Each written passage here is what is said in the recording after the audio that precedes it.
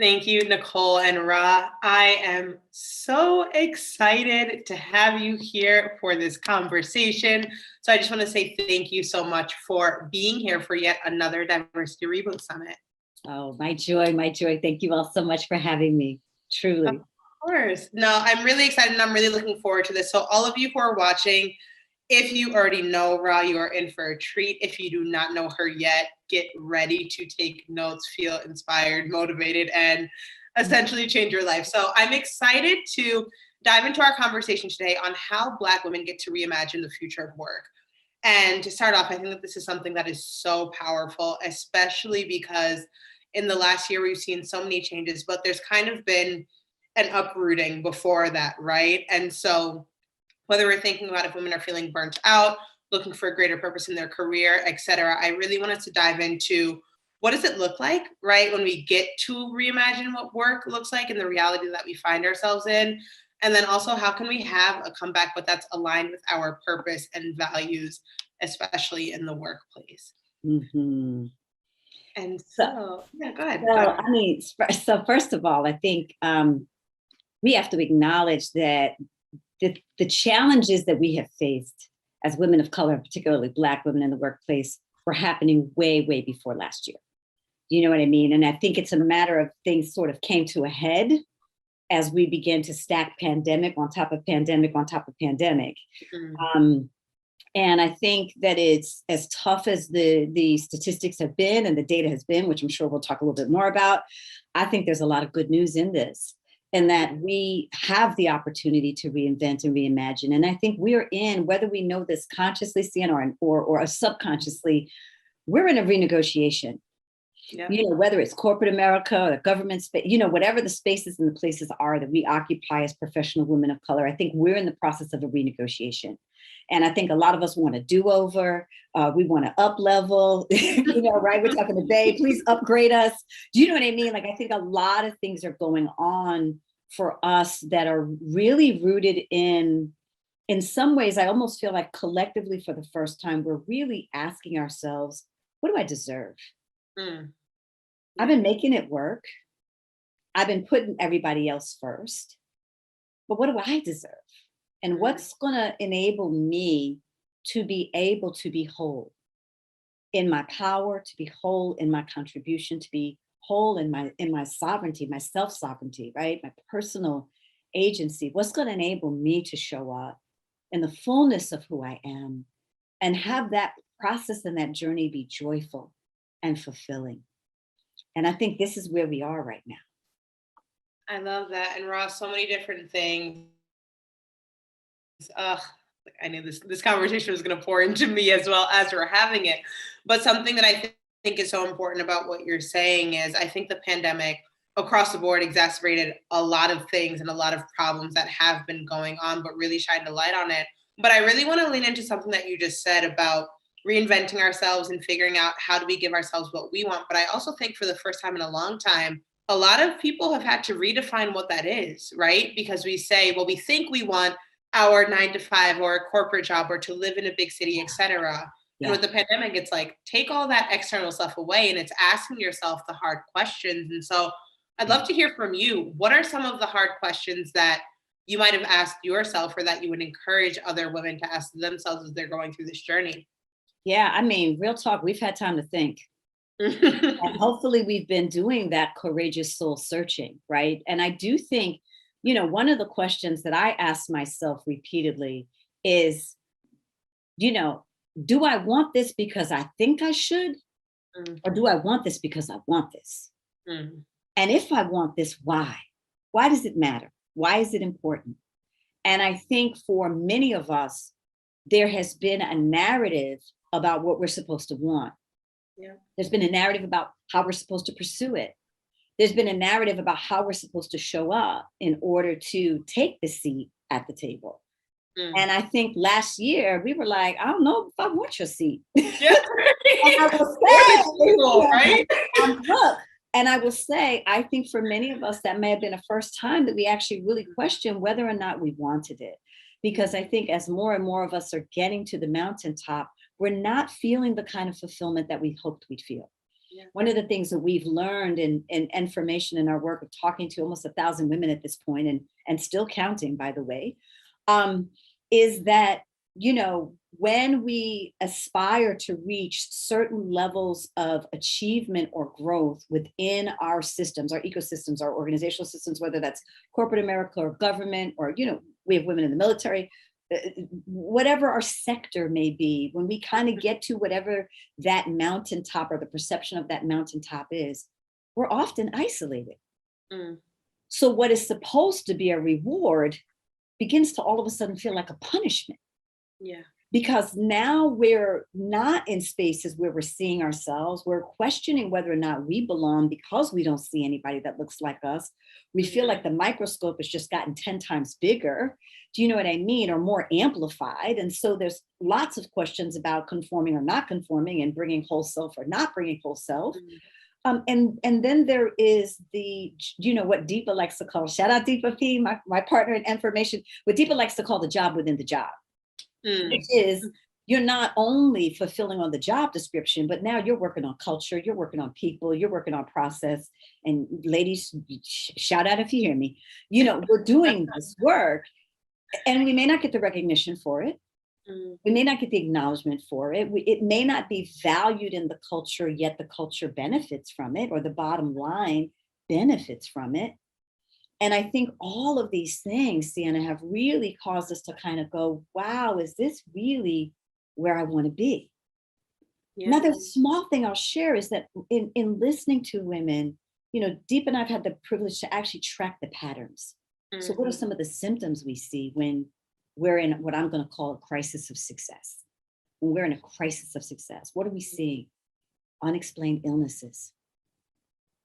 No question. Where you know what I mean? And it's whether it's stress or, you know, I have this strange stomach thing or this weird skin thing or this, my heart's palpitating, I don't understand. You know what I mean? There's all these things going on. Yeah.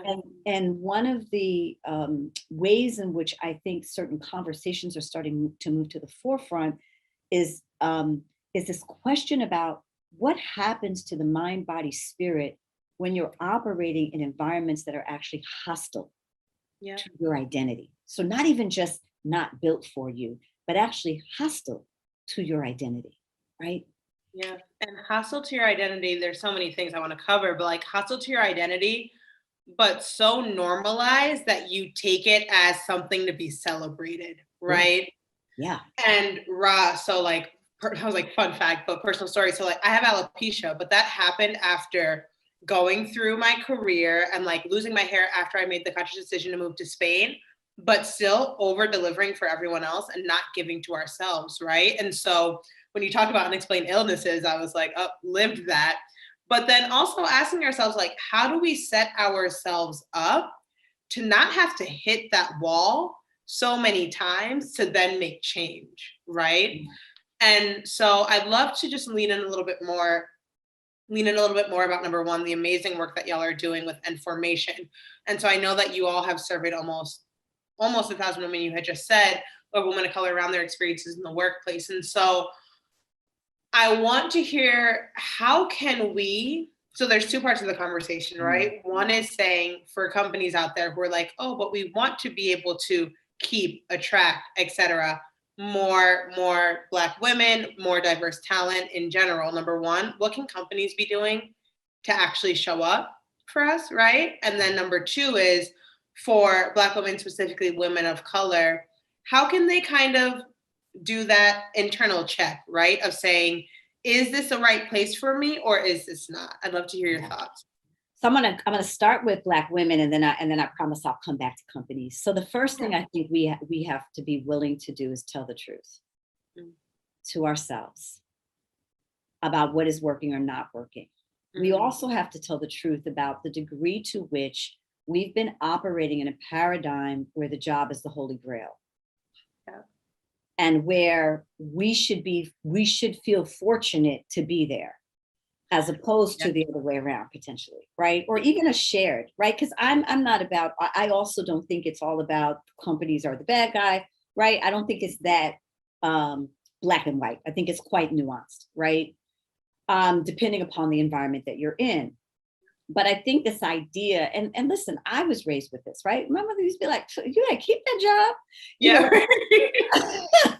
Right. But my parents survived 2 decades of Jim Crow segregation in this country. They have a very different perspective, right? Because my mother and my father, God rest both of their souls, they remember when you couldn't even get in the door. Do you know what I mean? Like if you were fortunate, they might let you clean the floor, right? Yeah. And so we're talking about a different time and a different era, but many of us culturally come from these backgrounds where our parents are the first generation immigrated to this country, right? And we're the first generation maybe born here. Or, again, as I sort of think about the diaspora of the women that we serve and the conversations that we're in, we carry a cultural conversation that also can put pressure. And in some cases, I'm going to be bold and say undue pressure on the job and why the job is the holy grail.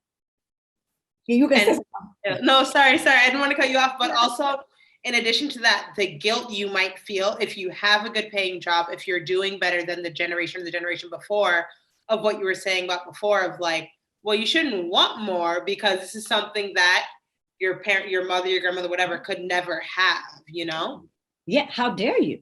For many of us, if your grandmother scrubbed floors and toilets, like, look, how dare you? Or if your mother, right? Because, again, I say our experiences, and this is one of the things that I think is also part of the challenge, Sienna, is that there's no room in the professional environment to really talk about women of color's lived experiences.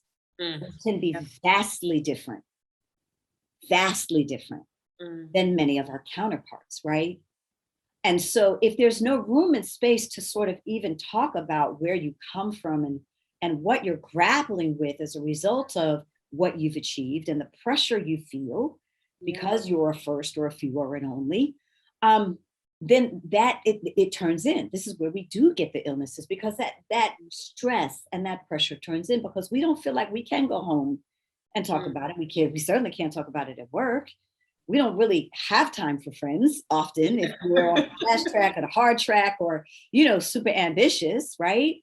And even sometimes in the friendships, we don't feel the kind of freedom we need to really be able to be in full voice about what we're grappling with, because sometimes based upon the circle, we need to look good, or based upon, you know what I mean? There's all those things, right? All those unspoken things. And I think the first thing that we've got to be willing to do as women of color is we've got to start to really see our value bigger than what is defined by the external standards of what corporate America says or what society says, or even sometimes what our families say matters. We've got to be willing to come to our own truth about what is important to us. And that doesn't mean that we don't respect or appreciate, right, some of the ways in which opportunities have been created for us. But it means that if we're trading our well-being, we're trading our life force, we're trading our happiness for it, then we've got to be questioning what's going on here. Have to be. I love this on so many different levels. And just again, going back to that concept of when we're thinking about reimagining work, also saying like, how can we embody joy and balance and authenticity and alignment and coherence? These are like my core personal values, right? But not feeling like that's something that you have to wait for the weekends, but instead saying, no, how can I do this in everything that I do in my life, right? And so I would love to ask you, Rha, for some of the women out there who are listening right now, also, if any of you have any questions for Rha, please let us know. But I would love to hear from you. How can we start searching or aligning ourselves with opportunities that embody those values and that embody that sense of rest and balance? And I'll pass it over to you. Yeah, the first thing we have to do is get still. And if we don't have the space, we need to take the space. Just this weekend for me, I went away and I knew that I needed it. Like, of course, we all know we've been in the quarantine and all that. We call it the sacred pause, by the way. But in the midst of all of this, travel, our mobility, and just even the way space is being navigated for a lot of us, we don't feel like we have any, right? And we don't feel like we have any choice about it. And I'm saying to you that space for you has to become non-negotiable. space and time to reflect, time to get clear, time to get honest, time to get true with yourself has got to be the number one thing that's happening, right? And then I think when you get that clarity, your opportunity then becomes to evaluate, okay, where are my experiences aligning with what my values are? And where are my experiences not aligning? This is an important piece because we've bought into a narrative for many of us that environments are automatically hostile to our values. In other words, we don't even consider it a possibility that we can show up whole and still have the opportunities that we seek and want, and the truth of, and this is where I'm gonna challenge us, right? The truth is that those opportunities become more available the more you're willing to show up as your whole self, the more that you're willing to be unapologetic about who you are, the more that you're willing to lean into all of what it is that you have to offer. And that doesn't mean that you can't be honoring. That doesn't mean that you can't be collaborative. I actually think you're going to have way more capacity to do all of those things if you are healthy and whole, if you are happy and healthy and whole. And so I think happiness being a part of the equation is new for a lot of us. It's not accomplished, happy. Not rocking it, but fulfilled. And those are different. They're not the same thing. And so I think this opportunity to reevaluate what's important, this opportunity to get clear about what's important, and this opportunity to consider a new narrative that says the world doesn't have to be hostile to me, or I don't have to fight to have this. What if I just stood up and said, this is what it is? And I allowed the world to negotiate around me. I feel like that's my response to everything that you're saying, but it's true. I love and resonate with this on so many different levels. And you and I have talked about this offline quite a few times, but that's a lot of the reason why I moved to Spain and decided, hey, well, if my external environment isn't giving me the time, energy, or space that I need to lean in and do that, how can I change that to really lean in and then do the work on my own, And I love what you're talking about around this mindset shift that we need to start having, right?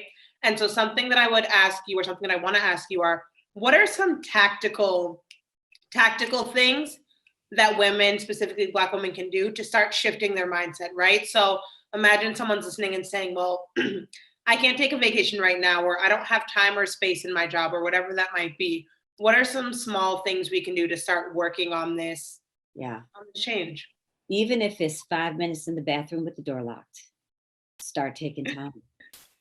You know what I mean? Because it's always going to be about what we practice, right? And I think that's an important thing, because when we say take the time, to your point, Sienna, we go to, well, I can't take 10 days off, or I can't take 5 days off, or I can't do 3 days, or, on an island by myself, which would be my ideal. Work your way up.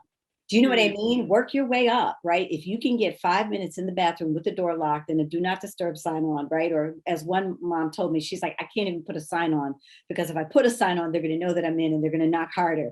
Right? I'm like, cool. So don't put nothing on. Just cut the lights off. Act like nobody's in there, but just for some reason the door is stuck. And 5 minutes. You know what I mean?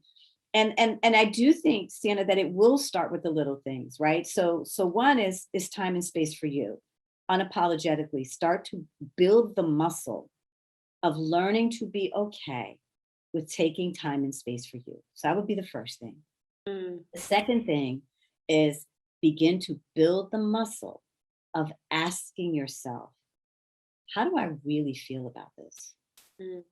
Or what do I really think about this? Or is this really where I want to be going?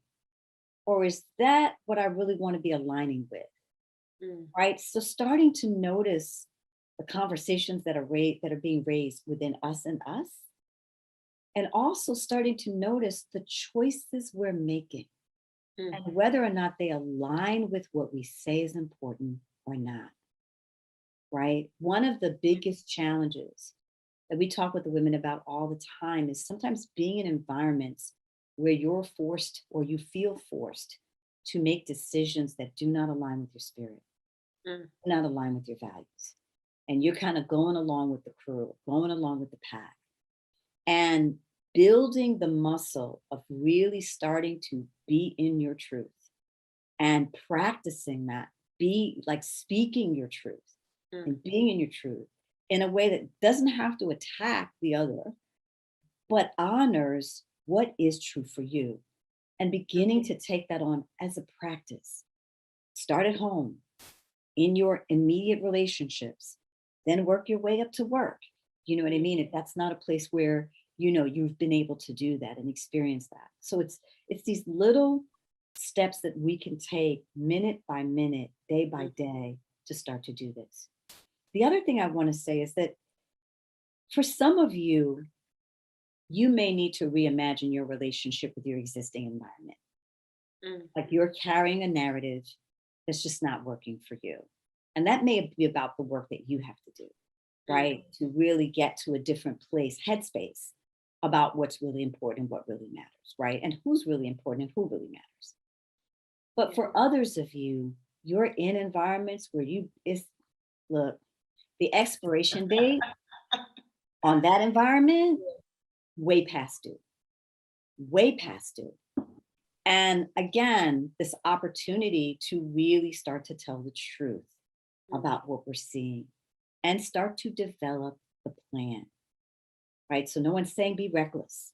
No one's saying, leap and don't worry about your family. I'm saying to you, if there's a plan that needs to be in place, begin to actively, consciously work on your plan. And then the final thing I'm going to say, because this is the work that we do, is community. And I want to talk about a very particular kind of community. I'm going to ask you to look for community where you can show up as your authentic self.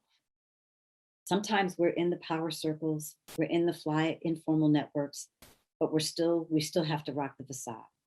We still have to have the perfect makeup and the perfect hair. We still have to have the super crisp white business card, right? And I want to invite you into environments where you can show up as you are, where you're welcome, where you can be seen and heard and felt for all of who you are, and that you don't have to put anything on in order to feel like you belong. So authentic environments where you can speak your truth, where you can share your perspective, and you can be in the company of other souls who resonate with you, who understand what you're going through, who can give you wise advice and counsel because they're walking that road either alongside you or maybe they're a few steps ahead of you, right? But you need those places. You don't just need places though where you can vent. You also need places where you can vision. You need places that'll hold you in your challenges, but also that will invite you into your ambition. You need to be looking and clear about, like, what is the future that I want to create for myself? And what are the environments that are going to encourage me to build that future? This is less about what you're going out to conquer and more about who you're wanting to become and what you're wanting to experience. And so you have to create a certain criteria for the kinds of spaces that you're occupying, or evaluate the current spaces that you're occupying and discern, do I have that, right? And then the resources, right, that are going to invite you as you get clear about how and where you want to grow, that you have resources and community at your disposal who are willing to generously help facilitate those opportunities for you.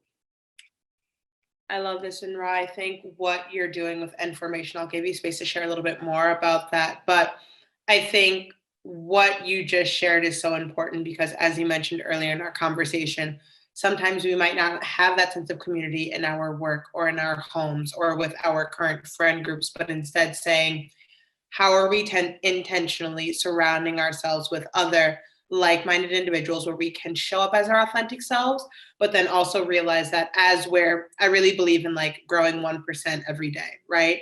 So taking baby steps, because it's a marathon, not a sprint, but saying, how are we growing together collectively and learning from another while still pouring in as well and remembering your worth and value in that inner community. And so, Rha, I know that we only have 3 minutes left, and I was like, and I don't want to leave the people with I was like, I feel like we could continue this conversation for a whole other hour, right?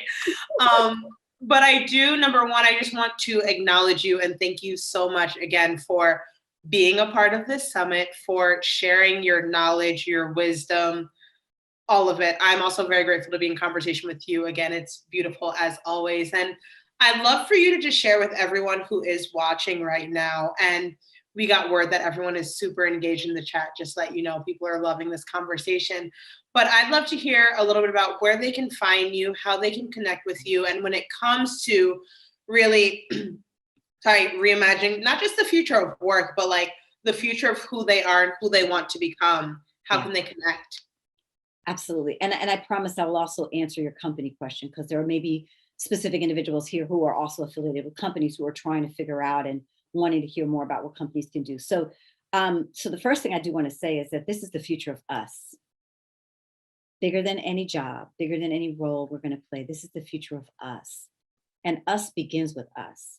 So we have got to be the primary investment we're making in order for anything that we want to see, anything that we want to have, anything that we want to achieve to unfold, right? So I want to just acknowledge and say that the future of work is really the future of us. Mm. And this is a conversation of humanity. How are we going to do this, y'all? Right. And so, you know, it was interesting. I'll share. I was in a conversation with a chief people officer of a major corporation, and they were polling people about like coming back. And they were like, well, a whopping 3% want to come back. And I said, oh, you thought people just were going to give up their pajama bottoms and fuzzy slippers because you said so? You know what I mean? Like, I think it's a phenomenal opportunity for companies to start to really think about, why would people want to come back? Are you willing to create a place where people want to come back and want to be in community and want to do the work, and being willing to be more creative to the realities that people are facing? You know, we saw, you know, of course, number one, when we were looking at the reasons why people were leaving and what would make a difference, right? The number one thing was promotion, which was less about the money and more about women of color, and specifically Black women, because that's what we're in the conversation of, being willing to be seen and heard for their value, for the true and honest value that they bring, and being willing to actually look them in the eyes and see them for all of what they offer to your respective environments. That was really what was rooted in that promotion conversation, right? But the second thing, and there was sort of, the two things were sort of tied, was about flexibility, was about adaptability in work, was about the ability to set your own hours, and the sort of way in which corporations have the opportunity to invest a different level of trust that their people are serious about the work that they're here to do, that they have their own brand standard that they're willing to live up to, and that they don't have to be micromanaged, right? That they can be trusted to show up in alignment with the work, and that they can ask for help and it doesn't become a black mark on their ascension or advancement plan, right? So I think we have some work to do, right? For companies, we've got to step away from box checking, right? And we've got to be able to really start to tell the truth about what's happening and what's working and not working, and do the work to create room and space. For those who are looking, you can find us at nFormation.com. The letter N as in Nancy, the number 2, and then the word formation.com. And we are welcoming, our waiting list is open for our founding member circle. We're in the process of that campaign now. And so if you're looking for community and you want to be met by amazing women like you, it'd be our joy to have you. It's amazing, Rha. Thank you so much again for your time, for your energy, for your amazing words and insight. And we are definitely dropping those links in the chat for those of you who are here. And so thank you again. And I'm going to pass it over to Nicole. Thank you all so much. My joy, my privilege.